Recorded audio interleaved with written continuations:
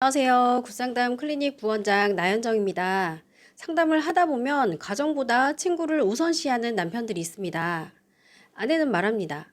남편은 친구 부르면 자다가도 뛰쳐나갑니다. 아내의 이 말 그냥 서운해서 하는 말일까요? 아닙니다. 이건 아내 입장에서는 이 관계가 무너지고 있다는 신호를 보내는 것입니다.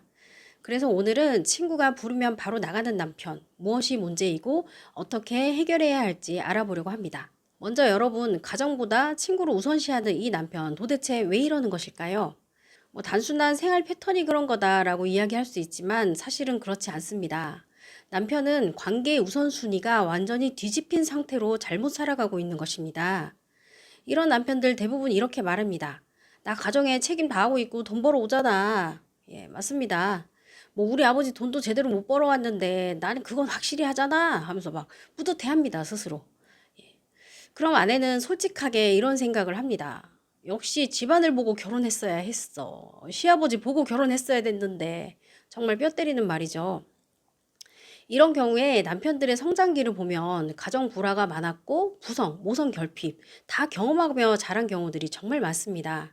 그래서 본인이 애초에 가정의 정서, 유대, 부모의 필요성, 정서적인 공감, 함께하는 땀 흘림, 희생, 헌신 이런 것들을 잘 보고 배우고 잘하지 못해서 그 가치를, 필요를 전혀 모르는 것입니다.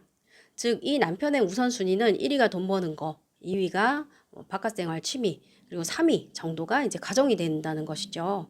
여하튼 결혼은 했고 애도 낳았으니까 이 아내의 고충이 가볍지 않습니다. 자녀 또한 그렇고요.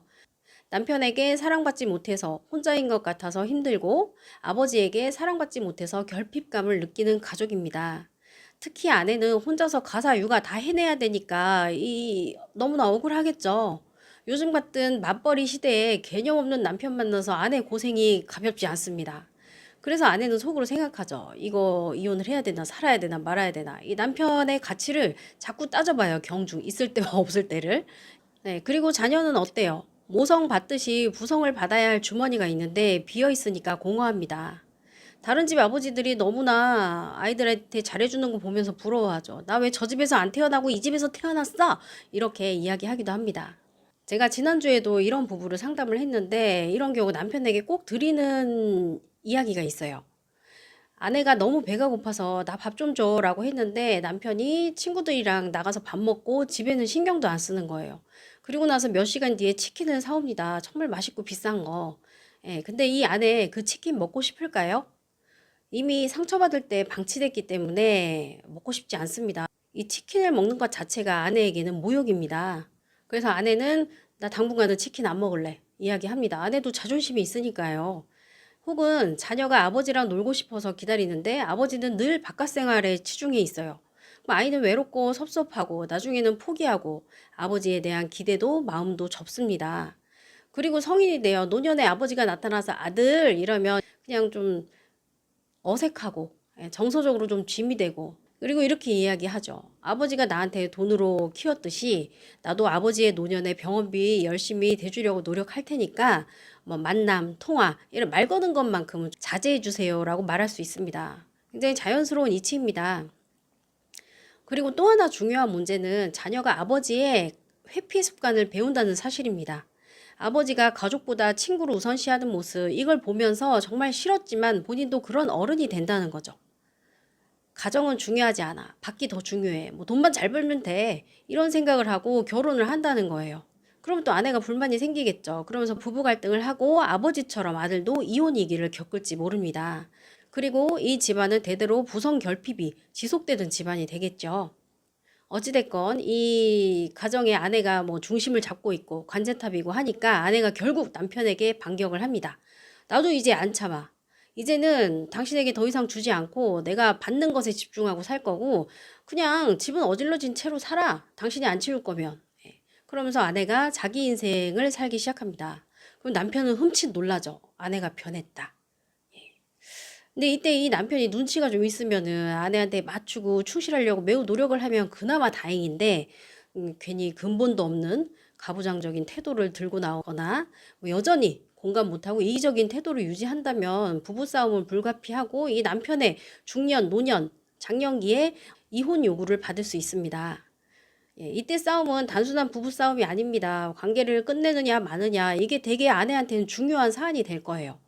특히 아내가 지난날 아내의 능력을 마구 길러서 이미 남편이 없이도 충분히 생활하는 데 문제가 없다. 그런 세팅을 만들어 놓은 상태라면 이 남편이 알아서 떨어져 나갈 날을 기다리고 있을지도 모릅니다. 통상 저희 상담실을 찾는 남편들도 문제가 터지기 전까지는 잘 모릅니다. 눈치가 너무 없는 거죠. 예, 그러다가 자녀가 문제를 일으키거나 아내가 이혼 이야기를 꺼내면 그때서야 아차 하고서 미안해 잘못했어 하면서 꽃다발을 사옵니다. 그러면 이 아내가 어떻게 해요? 이 꽃다발은 바로 쓰레기통 행으로. 예. 시기가 지나서 받는 이 꽃다발은 감동이 아니라 귀찮음이 됩니다. 쓰레기 봉투도 비싼데 예, 너 필요할 때 되니까 기어 들어오냐? 이 속물 이런 생각을 아내가 하게 되겠죠. 그렇다면 이 남편 작년 노년기 버림받지 않기 위해 또 가족이 화목하게 또 자녀가 부성결핍을 느끼지 않게 하려면 어떻게 해야 할까요? 단순합니다. 남편에게 친구를 줄이라는 건 아니고요. 다만 그 순서를 바꾸라는 것입니다. 즉 남편의 베스트 프렌드 자리에는 아내와 자녀가 있어야 된다는 것이죠. 즉 우선순위를 완전히 뒤바꾸는 것이 필요합니다. 또한 아내도 남편이 정신 차리도록 도움을 주어야겠죠. 예, 집에서 자꾸 비난하고 막 괴롭히고 그러면 남편이 더 밖으로 돌고 싶습니다. 그래서 가정을 더 따뜻하고 좋은 공간으로 만들려고 노력을 해야 합니다. 함께하는 시간, 웃는 경험, 즐거운 경험 이런 것들 하도록 좀 도와줄 필요가 있습니다. 이것의 가치를 모르고 성장한 남편이기 때문에 이것의 가치를 지금이라도 알 수 있도록 아내의 좀 지혜로운 도움이 필요합니다. 두 번째는 가족이 함께하는 취미나 즐거움을 만드는 것도 필요합니다. 뭐 운동을 하든 고정적으로 보내는 시간이든 그게 없으면 남남이죠. 자녀가 이제 사춘기가 되면 더더욱 남남이 돼버립니다. 그래서 뭐 가족 체육대회 이런 거 괜찮습니다. 네, 그리고 또 하나의 방법은 남편이 지역사회, 가까운 이웃에 이제 남편의 남자친구, 그러니까 아이의 친구의 아버지 이렇게 좀 이웃끼리 좀 더 돈독한 시간을 보내고 하면 이 남편이 집 밖에서 막 존재감을 찾기보다는 가족 단위의 친밀을 느낄 수 있기 때문에 좀 가정에 머무르는 시간이 늘어날 수 있습니다. 네, 아버지의 본분은 돈 버는 거면 충분하다고 한다면 자녀도 딱 그쯤으로 길러내면 됩니다. 예, 뼈 때리는 말씀 또 드립니다. 예.